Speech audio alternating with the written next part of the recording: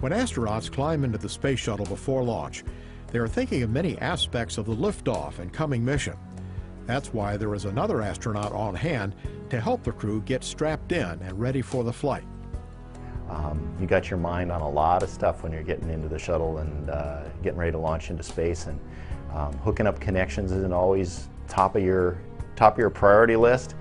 Following their basic astronaut training, many astronauts are assigned to astronaut support personnel duties. As an astronaut, you try and learn so many things so that when it first comes up, when you're a rookie launching, you know what to expect.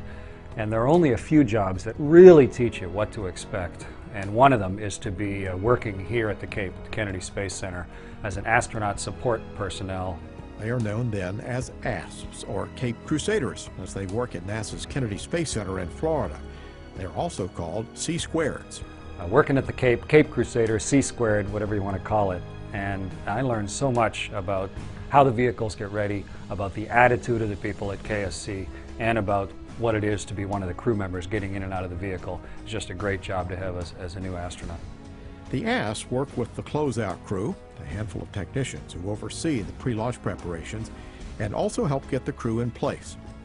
Before the crew arrives at the launch pad, the closeout crew sets the switches to launch positions and readies the seats for the mission's astronauts. It's a very well-polished process. The closeout crew up in the White Room really know their job. They're expert, and they see us astronauts kind of roll through, so they take good care of us. They make sure we don't miss a step.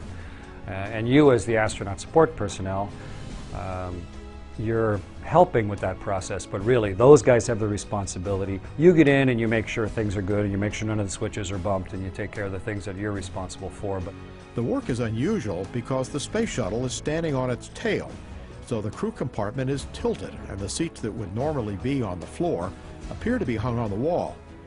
This means the ASP technicians and astronauts have to step carefully and literally climb into their seats, throwing their legs up over their heads to get into position.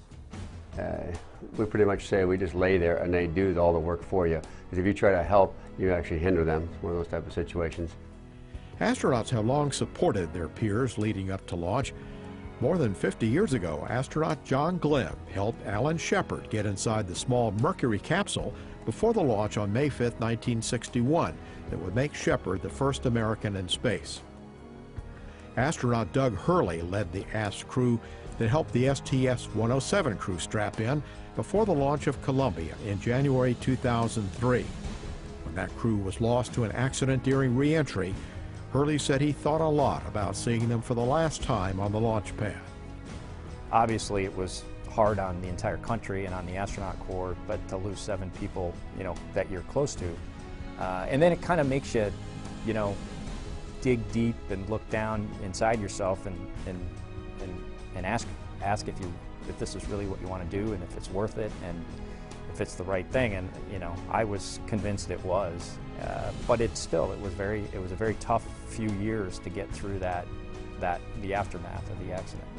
When the crew of Discovery boarded the spacecraft for the return to flight mission, STS-114, fellow astronauts were at their side to strap them into their seats. Hurley worked with the second return to flight mission, STS-121, as the ASP. Along with the personal help from the ASP comes a generous dose of technical expertise.